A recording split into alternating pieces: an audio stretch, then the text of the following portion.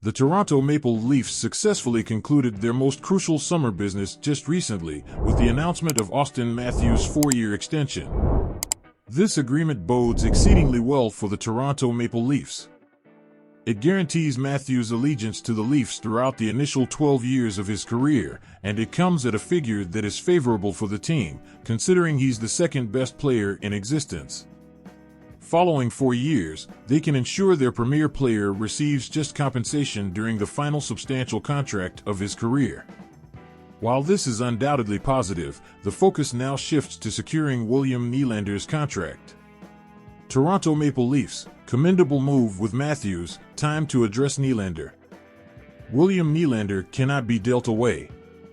Judging by what Ottawa acquired for the younger Alex DeBrincat, trading Nylander would be rather unintelligent. What use do the Leafs, a team striving for a Stanley Cup, have for a first-round pick or a B-level prospect? Even a prominent first-round pick and an A-caliber prospect wouldn't contribute significantly, as Nylander is an elite athlete, rendering him irreplaceable. Should Nylander request $10 million, then granting him that sum is justified. Who would object? Compensating star athletes doesn't impede teams from competing. Rather, it guarantees their capability to do so. No measure of depth can substitute for a star player, and arguments revolving around relatively trivial amounts of money, in comparison to NHL standards, are preposterous. The Leafs allocated over $2 million to David Kampf. Max Domi received $3 million. Chances are, neither player's value exceeds $900K. Thus, those are the contracts that warrant dissatisfaction, rather than debating whether Nylander deserves his compensation.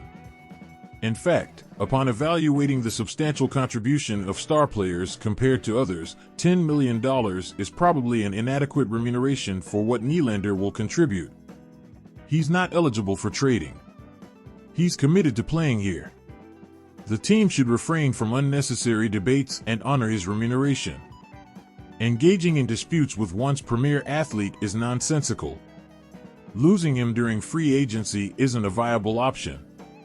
A contract of $10 million spanning 8 years would be advantageous for the Toronto Maple Leafs, and it's a deal Nylander would likely readily embrace.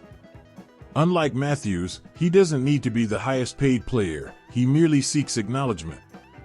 He accepted $4 million less than Marner in his previous agreement, and he's conceivably just marginally less valuable by about $1 million.